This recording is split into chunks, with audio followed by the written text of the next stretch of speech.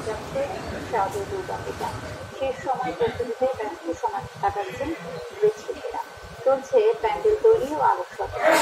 জেলার 7 উপজেলায় দুর্গাপূজা উপলক্ষে 4 স্তরের নিরাপত্তা জোরদার করা হয়েছে। ভোলা প্রতিনিধি এম হিলাল উদ্দিনের পাঠানো রিপোর্ট জানাচ্ছেন সোহেল আহমদ। সনাতন ধর্মাবলম্বীদের সবচেয়ে বড় ধর্মীয় উৎসব দুর্গাপূজার আনুষ্ঠানিকতা শুরু হচ্ছে বুধবার। উৎসবমুখর পরিবেশে এবারের পূজা উদযাপনে সব ধরনের প্রস্তুতি নিয়েছেন ভোলার সনাতন ধর্মাবলম্বীরা। রংতুলিতে দেবী দুর্গা প্রতিমা সহ লক্ষ্মী, সরস্বতী, কার্তিক ও গণেশ প্রতিমার সৌন্দর্য ফুটিয়ে তুলতে শেষ সময়ে ব্যস্ত সময় পার করছেন মৃৎশিল্পীরা।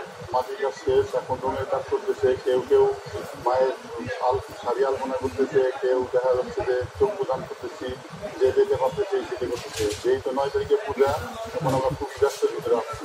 জেলার মণ্ডপে মণ্ডপে দ্রুতগতিতে চলছে প্যান্ডেল ও বিভিন্ন রঙের লাইট দিয়ে আলোকসজ্জার কাজ।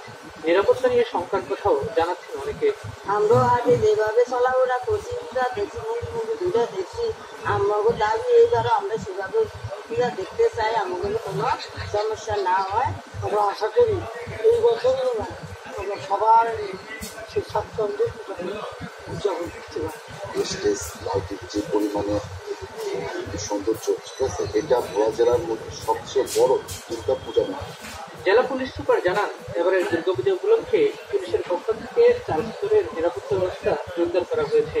এছাড়া মণ্ডপগুলোর সিসি ক্যামেরা সার্বক্ষণিক মনিটরিং করবে পুলিশ। আমরা 4 স্তরের নিরাপত্তা ব্যবস্থা জোরদার করেছি। আমাদের এখানে স্টাডি ফোর্স থাকবে, আমাদের মোবাইল পার্টি থাকবে, আমাদের রিজার্ভ ফোর্স থাকবে, পাশাপাশি আমাদের গোয়েন্দা দপ্তর।